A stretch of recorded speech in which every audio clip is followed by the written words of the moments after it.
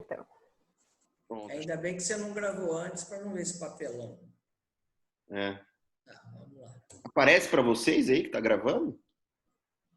Parece. Beleza. Bom, a gente vai falar hoje sobre tabagismo, né? Eu e o Dr. Renato conversamos ao longo da semana e acabou sendo esse o tema de escolha, tá? A princípio, a gente vai abordar algumas noções mais básicas aí sobre o tabagismo, para depois, em outras aulas, abordar tratamento medicamentoso para o tabagismo, tá? Então, é dever de todo médico, né? Questionar se o seu paciente fuma, sempre, em todas as consultas, você tem que perguntar se ele é tabagista ou não, né? E oferecer ajuda para ele parar de fumar, tá? Aconselhar sobre os malefícios do cigarro, né? E sobre os benefícios que ele vai obter parando de fumar, tá bom? Então, isso, toda consulta, todo médico deve perguntar se o paciente é tabagista ou não. Independente da especialidade. Independente da especialidade. Sendo pneumologista, cardiologista, oftalmologista, né? Ortopedista. Ginecologista, obstetra, oncologista normalmente não pergunta. Eles gostam mais de tratar, né? Tratar.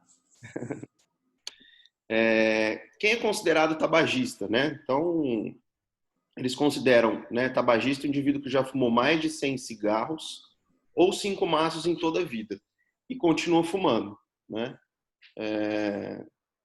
Então, assim, acho que é assim, até um número baixo, né, 100 cigarros, mas o maior problema é continuar fumando, né? Então, o indivíduo que já fez isso e continua fumando é considerado tabagista. Já há algum tempo um dos principais problemas de saúde pública, né? Nos últimos tempos, com várias campanhas que teve, tudo, diminuiu um pouco o número de tabagistas, tá? Mas ainda é um dos principais problemas de saúde pública. É o principal fator de risco evitável para as doenças que mais matam, como, por exemplo, neoplasia, né? Doenças cardiovasculares e causam incapacidade no mundo. É considerado uma pandemia e deve ser considerado, né, já que atualmente morrem no mundo cerca de 5 milhões de pessoas por ano, em consequência de doenças tabaco relacionadas. E atualmente existe 1,5 milhão, né? Essa aula aqui era de 2019, eu tinha colocado 0,3, mas 1,5 milhão de tabagistas no mundo, tá? Sendo 1 milhão do sexo masculino, o restante menor proporção do sexo feminino. O senhor quer falar alguma coisa, doutor? Eu gostaria de acrescentar que a mortalidade em torno de mais de 200 mil no Brasil por ano, né? Morre um a cada 3 minutos. Se nós pensarmos infarto, AVC e neoplasia, são os que mais matam, além das doenças respiratórias, o tabaco está relacionado em todas elas. E o que reduz o consumo de tabaco são as políticas públicas, né? Então, o que reduziu o consumo de tabaco foi a proibição em locais fechados, né? Essas políticas públicas, aumento do preço, né? Todo mundo fala, mas aumenta o contrabando. Também, se você não conseguir vigiar a fronteira, para passar com um maço de cigarro, precisa passar 50 carretas por dia, né? Se você não conseguir vigiar isso, você pode fechar o boteco, né? E nós que havíamos vivenciado a proibição do tabaco nos bares, né? Eles falavam que se a pizzaria deixasse a área de não fumante e fumante, ela não fecharia as portas, mas se proibisse o fumante lá dentro, eles iam fechar as portas, porque não ia ter movimento, né? E aí um dono de pizzaria me falou, não, você sabe que até melhorou, porque aí o fumante não fica perturbando lá, e fumando e segurando a mesa, agora ficou mais fácil. Então, às vezes, a implementação de algumas políticas públicas, existe uma resposta imediata, principalmente do comércio, às vezes equivocada, né? Foi o que aconteceu com o tabaco. Com certeza. Antigamente podia se fumar até dentro do avião, né? Dentro do avião. Área de Tá fumante. todo mundo cheiroso, né? Todo mundo. E as áreas destinadas aquelas cabaninhas nos aeroportos e alguns locais que tem uma chaminé própria, elas não isolam completamente os gases eliminados pelos fumantes no local, acabam contaminando ao redor, né? Então, muito cuidado com a contaminação, não apenas do coronavírus, mas do monóxido de carbono emitido pelos fumantes. Isso é muito comum em aeroporto, né? Esses lugares Essas fechados. cabaninhas.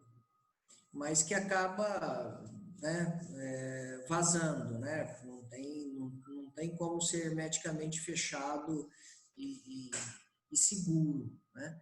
E principalmente, por exemplo, quem fuma dentro do carro acaba inalando 3 vezes. A primeira vez porque ele inala, a segunda da própria fumaça do cigarro e a terceira os plásticos e todo o material que absorve os produtos químicos, né? Então, quando você entra num carro de um fumante, você estará fumando também, né? Bem-vindo a mais uma poluição, né? Esse aqui foi um gráfico que eu coloquei aqui, né? Consumo de cigarro no mundo, tá? Mostrando nos países desenvolvidos, nos países em desenvolvimento e o total mundial, tá? Mostrando que nos países desenvolvidos houve uma queda, tá? Dos anos 70 para cá, e que nos países em desenvolvimento houve um aumento, né? E isso, como normalmente também os países em desenvolvimento eles acabam sendo mais populosos, né? A taxa mundial de fumantes acabou aumentando também. Panorama nacional, né? No Brasil, 1/3 da população adulta fuma, tá? Sendo 16,7 milhões de homens e 11,2 milhões de mulheres aproximadamente. Segundo o INCA, estima-se 200 mil óbitos anuais relacionados ao tabagismo, que o Dr. Renato acabou de falar para a gente. Os fumantes vivem em média 10 anos a menos que os não fumantes, tá? Estima-se que hoje haja 1,25 bilhão de fumantes no mundo, tá bom? E por medidas efetivas houve queda da prevalência do tabagismo na população adulta, de 32% para 14,8%, de 89 para 2012, tá? Então, da prevalência acabou caindo, tá bom? De 89 para cá. Aqui é uma figura que eu coloquei, tá? Sobre pontos-chave, sobre a epidemiologia do tabagismo. No mundo, as tendências do tabagismo mostram um aumento, tá? Grupos em que tem havido maior aumento de prevalência de tabagismo são mulheres e jovens. 1/3 da população mundial com 15 anos ou mais é fumante. Atualmente morrem no mundo 5 milhões de pessoas por doenças tabaco relacionadas. E o tabagismo está inversamente associado ao nível socioeconômico. Então, aquele primeiro gráfico que foi mostrado ali dos países em desenvolvimento, em que o tabagismo tendeu a diminuir, nos países em desenvolvimento ele tendeu a aumentar, tá? No Brasil, como eu já falei, 1/3 da população adulta é fumante. Há evidências de que houve uma redução da prevalência do tabagismo entre adultos nos últimos anos. As maiores reduções têm ocorrido nas classes sociais mais altas, porque são pessoas que têm maior acesso à informação, né? Então, isso aí acabou ocorrendo para quem tem mais dinheiro. Tem havido um aumento da prevalência do tabagismo em grupos específicos, né, como mulheres e jovens. Cerca de 200 mil óbitos por ano são atribuíveis ao tabaco. Tá? O senhor quer falar algo, doutor? Isso. É interessante como também ela está relacionada com a propaganda subliminar, né? E também com esse desequilíbrio social que existe entre quem ganha menos de meio salário mínimo fuma mais com quem ganha mais de 20 salários mínimos. Então, além das condições sociais, de acesso aos serviços de saúde, maior dificuldade, são aqueles que têm maior risco de tornarem-se doentes, né? E com maior dificuldade são aqueles que mais fumam. E o grande componente, né, talvez seja tentar abordar esses grupos específicos que você relatou, né, Edgar? Os jovens que fumam mais são aqueles que frequentam, por exemplo, né, no trabalho que foi feito, frequentavam os cursos noturnos de escola. E talvez seja um grupo mais difícil de acesso, porque normalmente quando nós fazíamos campanha nas escolas, nós íamos durante o dia. Então nós não acertávamos esses grupos, né?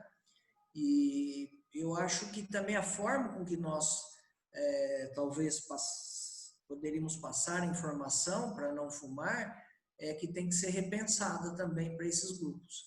Talvez o tipo de comunicação não atinja o objetivo. Toda vez que você fala, não pode fumar que vai causar doença, talvez essa conversa não é a mais adequada, né? Nós temos que descobrir uma nova linguagem para esses grupos mais suscetíveis. Eu acho que vale a pena a gente montar algum trabalho de formas de linguagem na área de saúde para diminuir os riscos, né? Riscos futuros. Entendo. Ainda sobre o Brasil, né, a idade média do início do tabagismo no Brasil é de 13 anos, então é muito jovem ainda as pessoas que começam a fumar, né?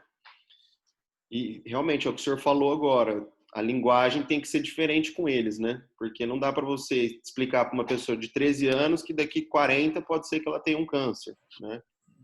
Uhum. E é interessante, né, Edgar, que a maioria dos estudos que nós havíamos feito levantamento aí na faculdade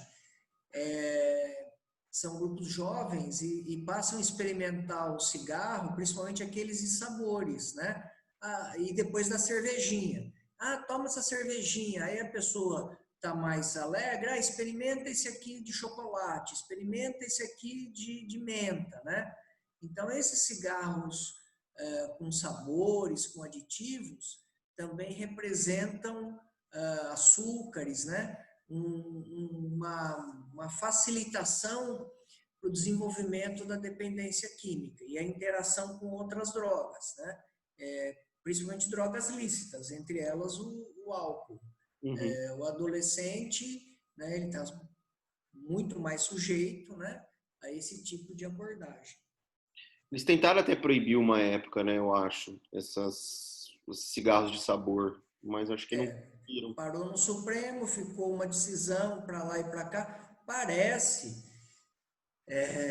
que um dos únicos países onde, né, nós temos um lobby muito forte, talvez a bancada mais forte no Congresso e a mais silenciosa, não seja o Centrão, e sim a bancada do tabaco. Né? Isso a gente pode sofrer consequências de falar isso no Brasil, né? Mas a bancada do tabaco e a equipe é uma das mais atuantes no Congresso. Então, você tem uma dificuldade muito grande de abordar algum tipo de... Passar alguma lei ali, né? ali não passa nada. E também, se for para o judiciário, também a equipe de advogados Então, nós temos enfrentado um inimigo, uma forma industrial, né,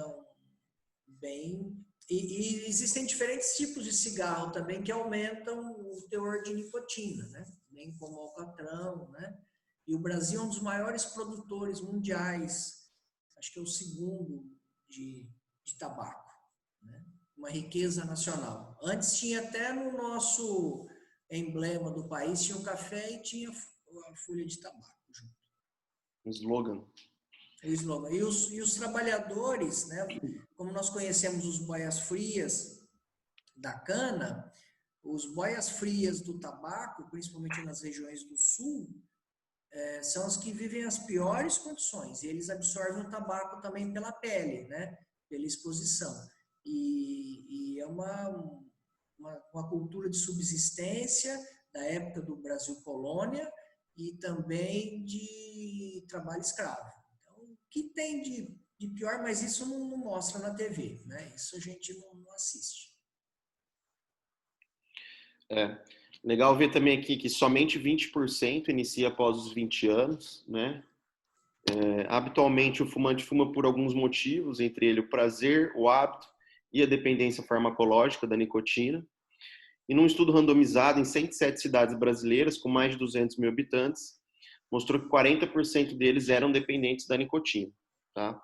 Então não era apenas aquele gosto de menta ou aquela alegria pós-cerveja, eram pessoas que já eram dependentes mesmo, tinham dependência. Desenvolveu a dependência química. Você deu abertura, né?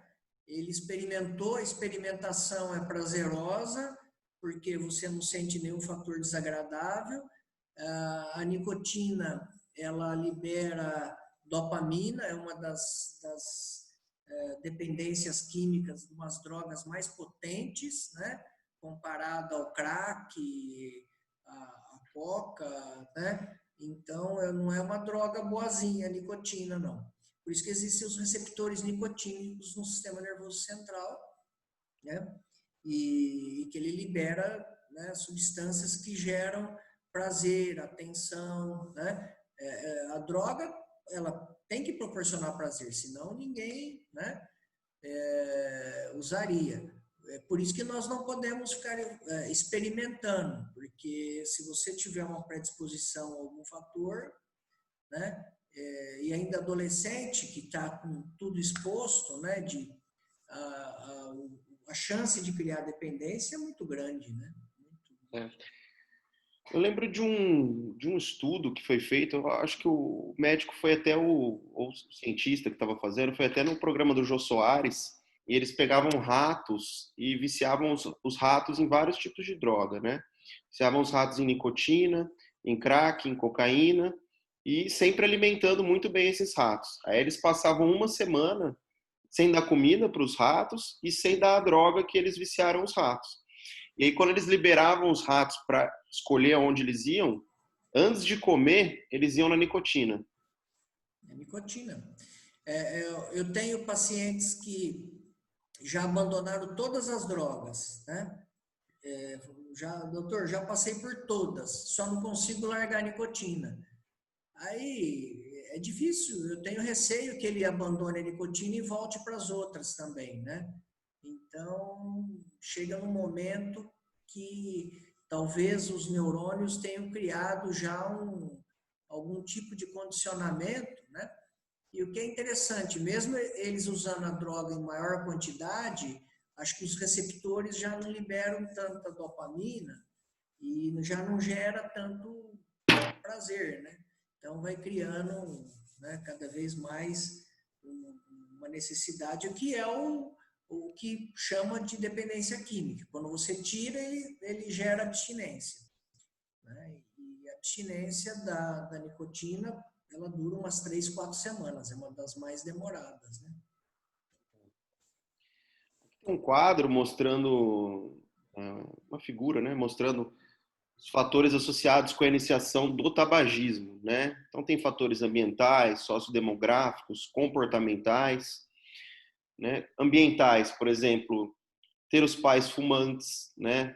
A atitude dos pais, às vezes os pais são coniventes com os filhos que começam a fumar, irmãos e irmãs fumantes, como é o ambiente familiar, às vezes é um ambiente conturbado, onde, né, a pessoa não tem muita informação, o pai e a mãe não estão muito aí, e também você começa a fumar, os amigos fumantes, né? Sociodemográfico, a idade, etnia, tá? Situação socioeconômica do país, a gente já mostrou que países menos desenvolvidos, né, as pessoas fumam mais. Situação financeira pessoal, às vezes o paciente, o tabagista, ele está num momento pessoal ruim, quebrou, faliu, qualquer coisa desse tipo, está passando por dificuldade financeira, às vezes ele parou de fumar, ele volta a fumar. Perda de entes, né? A pessoa volta a fumar, né? Uhum. Tudo passa a ser fator, né? E é interessante que você estava falando da situação familiar, dos nossos grupos aqui, o que chama atenção é o desarranjo familiar, né? Então, adultos fumantes, né, em que a mulher é a dona da casa, né, a mulher passa a ser quem cuida dos filhos e netos, porque o marido e todo mundo já sumiu da casa, né? E às vezes tem familiares em prisões enfim, é uma dramaticidade sem fim, né? E então esse desarranjo estrutural e financeiro, né? A mãe doente, né? Mãe doente, A camada. desemprego, camada, e ela que tem que cuidar. Na maioria das vezes a mulher é que comanda a casa, né? Sim. Isso que é o mais interessante. E quando a mulher que comanda a casa é fumante, a sobrecarga é muito grande, né? Ela que tem que providenciar o sustento de todo mundo. Né? Então, é um Brasil, um outro Brasil que a gente não conhece, né? Uma outra situação, né? Mente. Só o médico que vai ver, só sobra para a gente, né? Então, aqui, dados da OMS sobre o impacto do tabagismo e o que ele é responsável, tá? 10% dos óbitos por doenças cardiovasculares, 42% dos óbitos por DPOC, 22% de todos os tipos de cânceres e 78% dos cânceres de pulmão, tá? Aqui coloquei também uma figura, tá? Sobre as doenças tabaco relacionadas, as doenças e seus efeitos, tá? Então, os cânceres, o tabaco pode causar câncer de boca, nasal, faringe, laringe, pulmão, rim, bexiga, leucemia mieloide aguda, esôfago, estômago, pâncreas, fígado, colo retal, colo uterino, quase todos os tipos de câncer, tá? O câncer de próstata, ele não tem uma relação causal. Os pacientes fumantes com CA de próstata têm um risco maior de um câncer diferenciado, tá? De doenças avançadas, quando relacionadas ao câncer de próstata, eles morrem mais cedo do que os não fumantes, tá? Mas não tem uma relação causal. Câncer de mama tem risco aumentado, quem é tabagista. As doenças cardiovasculares, né? Morte súbita, aneurisma de aorta abdominal, aterosclerose, doença cerebrovascular, infarto agudo do miocárdio, insuficiência cardíaca, hipertensão, tromboembolismo, tá? Nas doenças respiratórias, é uma infinidade de doenças, tá? As principais, o câncer de pulmão, tá? O DPOC, as doenças tabaco relacionadas, né? Exacerbação de doença asmática, tromboembolismo pulmonar, as doenças tabaco relacionadas. A gente pode citar aí a pneumonia tercial descamativa, né? A estiocitose pulmonar. E na gestação, aumenta a mortalidade perinatal, né? Aumenta o risco de gravidez ectópica, parto prematuro, maior risco de asma na criança, placenta prévia, descolamento prematuro de placenta, fissura orofacial, tá? Então, assim, praticamente não tem nada de bom, só de ruim. Só de ruim. E câncer de garganta, que o Brasil é campeão mundial, né? Que é o tabaco e o álcool, né? Então, cirurgia de cabeça e pescoço é muito frequente. O tabaco está relacionado a esse tipo de câncer, né? E a resposta também do paciente fumante ao tratamento oncológico é pior, né? Então, nós temos uma soma de, de todos os problemas, né? Sim. Ainda continuando aqui, você tem uma redução da fertilidade na mulher, cirurgia, você sempre aumenta o risco de complicações. Idealmente, todo paciente tabagista tem que parar de fumar antes de fazer uma cirurgia, tá? Pelo menos aí por um período de 8 semanas. Aumenta a chance de você ter fratura de costela, redução da densidade óssea na mulher pós-menopausa, aumenta a chance de Alzheimer, né? Artrite reumatoide, diabetes mellitus, um risco aumentado de úlcera péptica, né, cursando com H. pylori, sinergismo com asbestose para câncer de pulmão, sinergismo com HPV para CA de colo de útero e várias outras coisas, né? Perda da qualidade de vida, acho que é uma coisa muito importante também a citar, que é, assim, não envolve uma doença em si, mas toda, né, a estimulação que você tem. Aquele que os americanos usam, daily, né? Dias que você perde por doença, né? E depois tem aquele outro, pelos dias que você morreu antes, né? A perda pelo cigarro é muito grande, né? Então, os ingleses fizeram um cigarro, obrigaram na indústria do tabaco a colocar que quando você está fumando, tem um marcadorzinho, né, no cigarro, você vai fumando e ó, você vai perder 5 minutos da sua vida, aí vai chegando, quanto mais você vai fumando, 10 minutos, 15 minutos, né? Então, para a pessoa saber o quanto que ele, né? E fala aí da composição química do cigarro, que esse tal de filtro aí não serve para nada. Puseram um nome de filtro para enganar a trouxa, né? É, a composição química é enorme, né? São diversas substâncias que fazem parte. Aqui a gente coloquei uma foto, né? Mostrando a autópsia de um assassino, né? E aqui mais esclarecendo o que está ali, né? Então, a fumaça que você inala contém cerca de 5.300 produtos químicos, 250 deles tóxicos e 72 agentes cancerígenos, tá? A queima do tabaco libera uma série de substâncias, monóxido de carbono, amônia, formol, cianeto, radicais livres, tá? Então, a queima dele libera várias substâncias. E a nicotina, a principal droga responsável pela dependência, é atribuída a discreta participação na indução de doenças cardiovasculares e respiratórias. E ela não é cancerígena, tá? Mas todos os outros componentes que envolvem 72 agentes cancerígenos tem no cigarro, né? E a nicotina é o que faz você viciar naquele elemento, naquela substância. O senhor quer falar alguma coisa do filtro? Então, o filtro, eles colocaram, olha como que eles são sacanas, né? Eles colocaram o nome de filtro num entreposto dessa indústria, nessa fábrica de morte, que é a combustão do tabaco, né? Aquele filtro serve apenas para a entrada de ar do lado, tipo do efeito Venturi. Quando ele ajuda a manter acesa a brasa, né?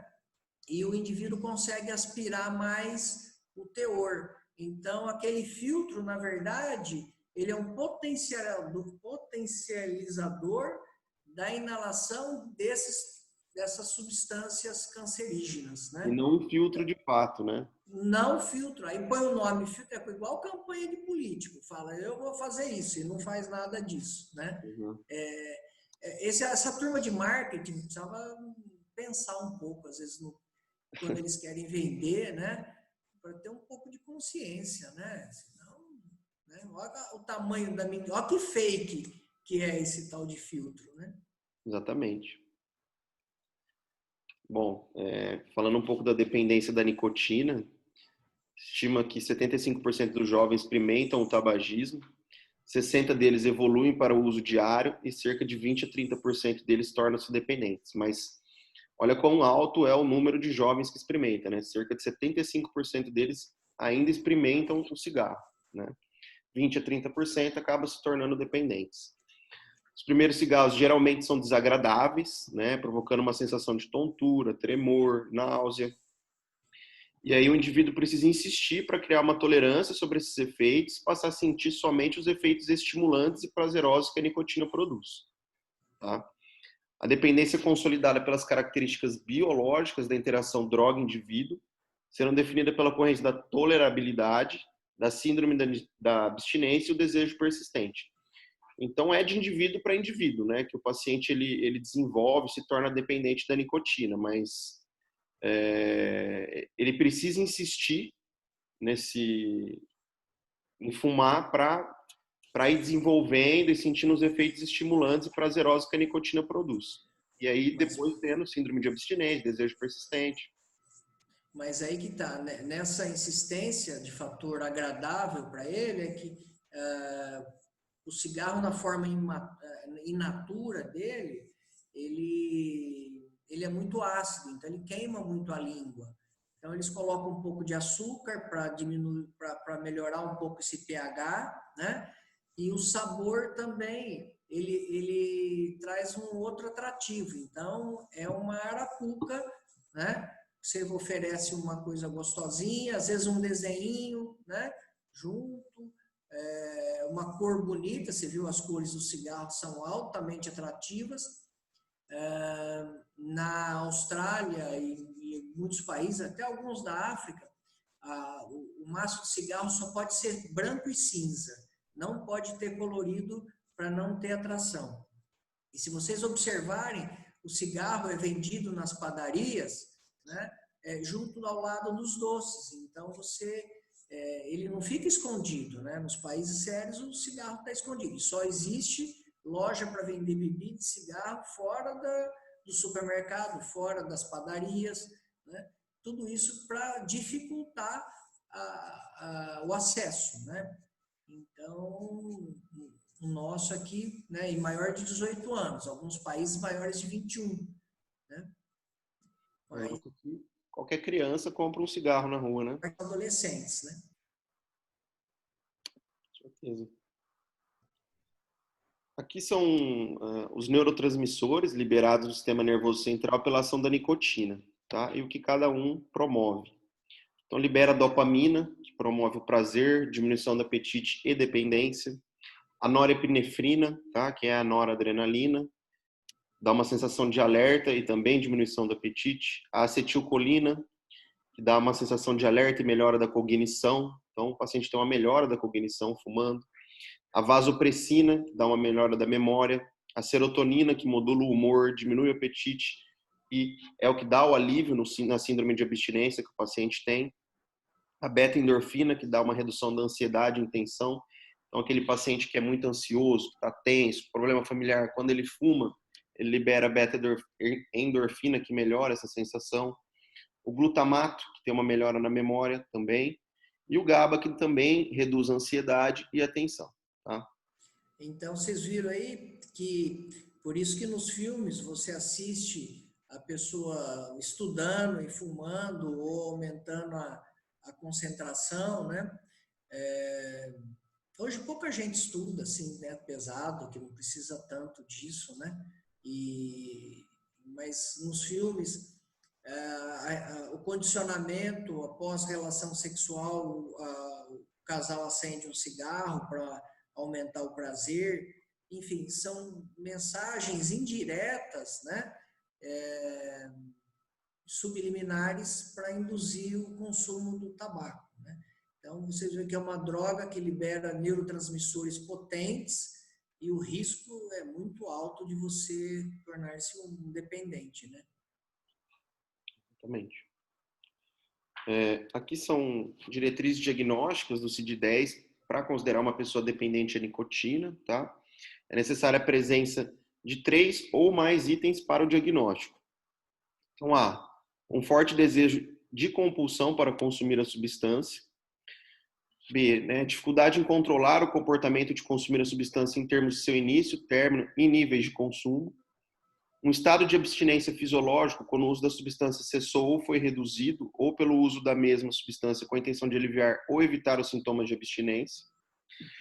Evidência de tolerância de tal forma que doses crescentes da substância psicoativa são requeridas para alcançar efeitos originalmente produzidos por doses mais baixas, que o Dr. Renato já citou, né? O paciente vai desenvolvendo uma tolerância e ele precisa cada vez de mais cigarros, né? Para produzir aquele mesmo efeito que antes ele conseguia, sei lá, com um cigarro. Abandono progressivo dos prazeres ou interesses alternativos em favor da substância psicoativa. Então, o paciente tabagista, né, ele deixa de, muitas vezes, ir em alguns lugares, né, frequentar grupos específicos de pessoas, às vezes de fazer esporte, né, em favor de ficar fumando. Aumento da quantidade de tempo necessário para obter ou tomar a substância ou para se recuperar de seus efeitos. E a persistência no uso da substância, a despeito da evidência clara de consequências honestamente nocivas, né? Então você sabe que aquilo está te fazendo mal, mesmo assim você permanece usando. Você quer falar algo? Esses últimos aí, né, Edgar, são de qualquer dependência química, né? De Sim, qualquer droga, né? A pessoa não vê um pôr do sol, ele não vê algo no relacionamento, ele só pensa em algo que você possa fornecer a droga para ele, né? Aí ele tem interesse. Fora disso, nada tem interesse. sim. Opa. Então, ainda no grau de dependência, né, a gente vai fazer uma avaliação qualitativa do paciente tabagista através de perguntas diretas ao paciente, se ele se vê como dependente, se ele se reconhece os sintomas de dependência e sua intensidade, tá? E também uma avaliação quantitativa. A mais famosa delas é o teste de Fagerstrom, tá? Isso cai muito em prova. Ele procura avaliar a magnitude do processo de tolerância e dependência estabelecido. Eu coloquei aqui o teste, ele é baseado em perguntas que você faz para o paciente. São 6 perguntas que você faz para o paciente e cada uma dessas perguntas e as respostas que envolve, ele tem um tipo de pontuação. E com essa pontuação, você coloca se ele tem uma dependência leve, uma dependência moderada ou uma dependência grave. Por exemplo, para dar um exemplo para vocês, uma pergunta que está nele é quantos cigarros ele fuma por dia, tá? Então, se ele fumar menos que 10, são 0 pontos. Se ele fumar mais que 30, são 3 pontos. Então, e aí você calcula os pontos e faz quanto ele tem de dependência. Eu lembro que esse score, quando eu estava acho que no segundo ou terceiro ano, o senhor levou para a gente na faculdade. Levei. Eu tinha um bloquinho desse, andava com esse Uhum. bloquinho embaixo do braço, né? E é interessante que ele não pergunta, assisti uma aula desse, acho que ele é sueco, Acho que é e sueco. ele falou que ele não pergunta há quanto tempo a pessoa fuma, porque ele quer saber o estágio atual da dependência química, né? Porque às vezes o indivíduo fuma muito tempo e tem uma dependência que é baixa, né? Então ele não colocou essa pergunta dentre as questões, né? E é interessante o quanto tempo ele demora para fumar o primeiro cigarro a hora que ele acorda. Menos de 5 minutos. A pessoa nem fala bom dia para a companheira e já acende um cigarro, né? Então, é um É, grau de dependência bem alto, né? a gente sempre aplicava esse teste aqui, mas uma coisa que eu via, por exemplo, que às vezes, nisso mesmo que o senhor falou, que ele é falho em vários Ele pontos. é falho. Nesse, por exemplo, tem pessoa que acorda com muita necessidade de fumar, porque passou todo esse período sem fumar. Mas tem pessoa que fumou durante a noite inteira, que trabalha E em aí ele não. períodos noturnos. Então ele dorme, ele não acorda com tanta vontade de fumar, ele vai ter vontade de Uhum. fumar durante a noite. Às vezes durante a noite ele fuma 2, 3 maços. E aí ele pontua muito pouco aqui no Fegers. Muito pouco, ele tem essas críticas, né? É Uhum. que a gente considera, quando a pessoa às vezes acorda à noite para fumar, ele já tem uma dependência alta, a não ser como no caso desses trabalhadores de turnos, né? Que esse é o mais difícil de abordar, né? Trabalhador de turno, tudo é complicado, né? Ele foge desses pré-testes pré-estabelecidos, né? Além do Ferguson, né, a gente também às vezes aplica métodos biológicos, principalmente de acompanhamento do paciente, né, de um paciente que quer parar de fumar, como a cotinina, tá? Às vezes salivar sérica urinária, só que ela tem uma disponibilidade muito baixa no mercado. Eu, por exemplo, também nunca vi sendo aplicada a cotinina.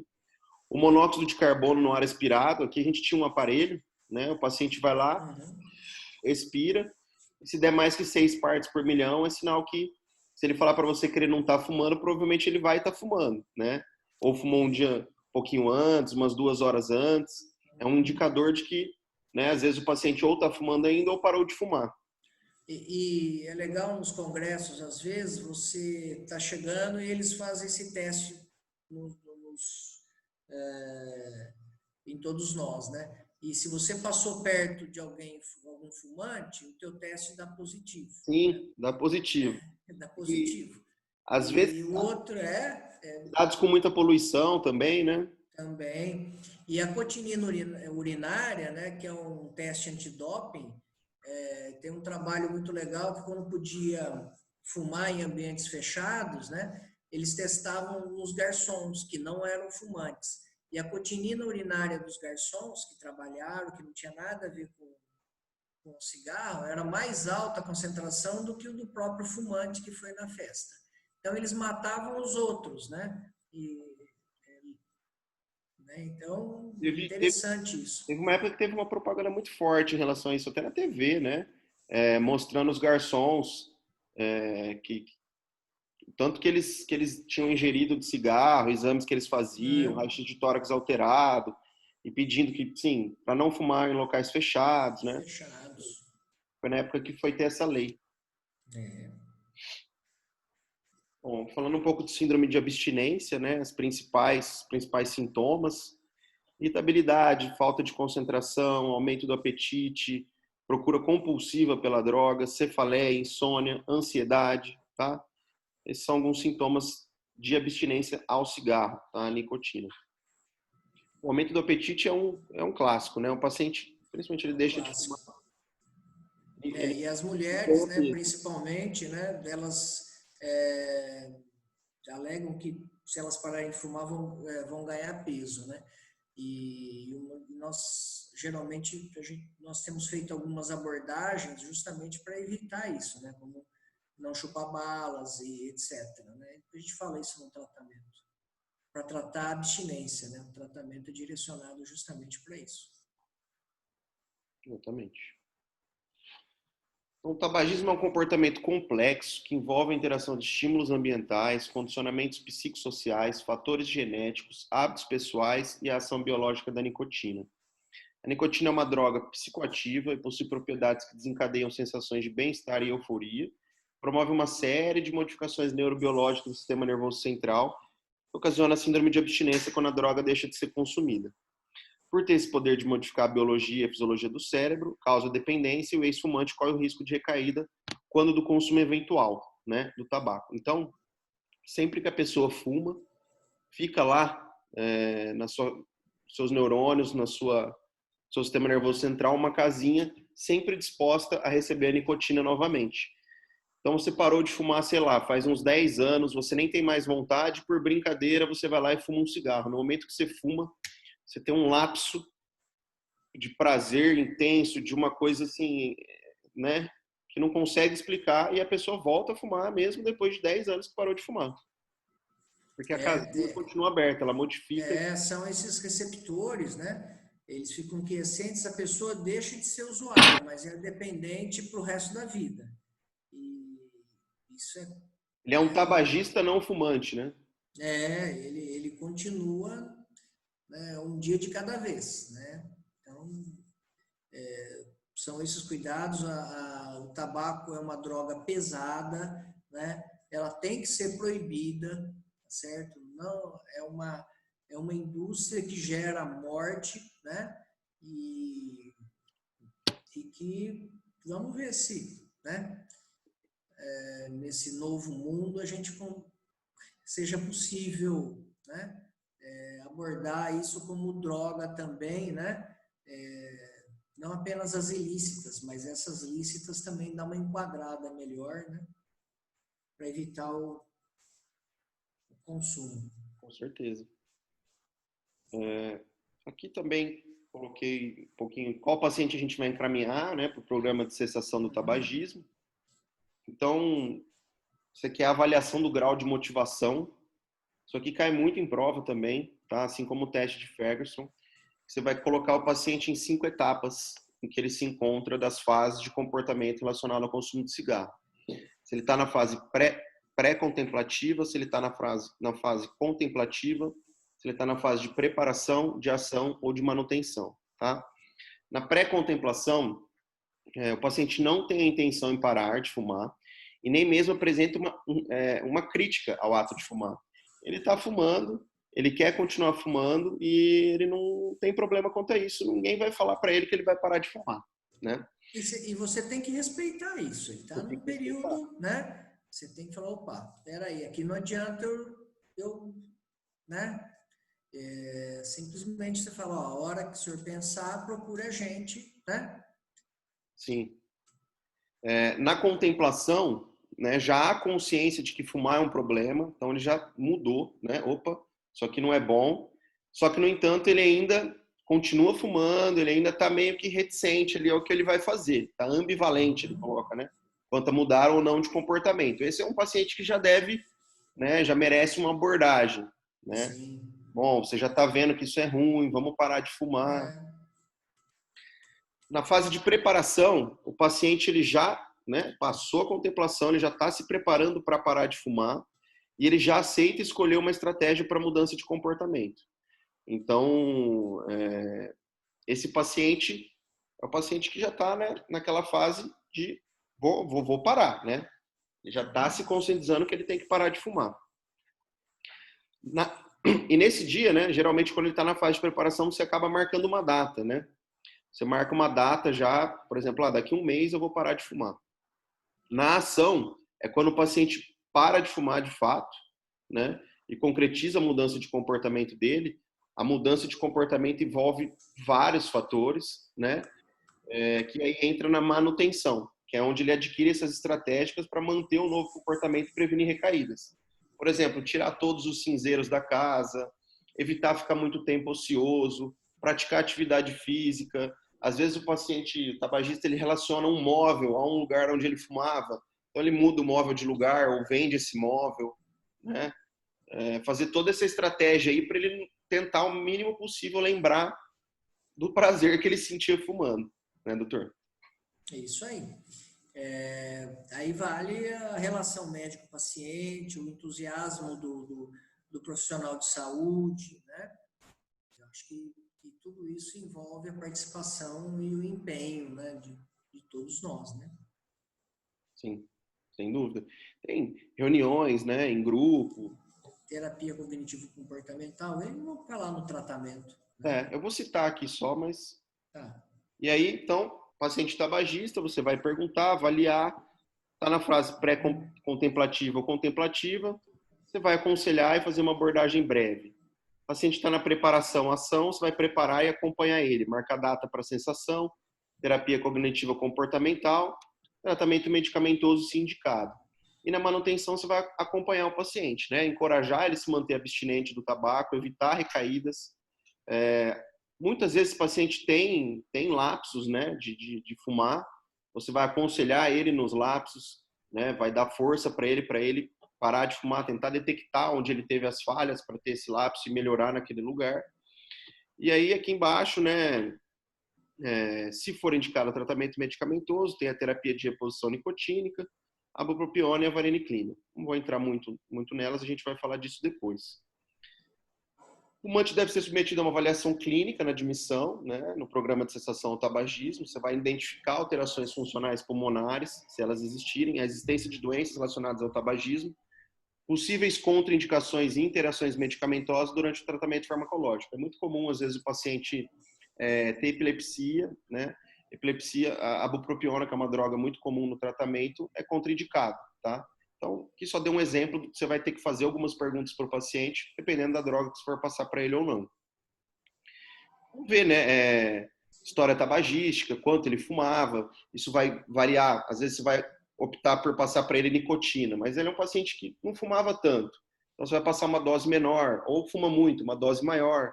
Vai ver qual é o grau de dependência dele, grau de motivação dele em parar, sintomas, investigar comorbidades, medicamentos em uso, se tem alergia ou não a alguma medicação.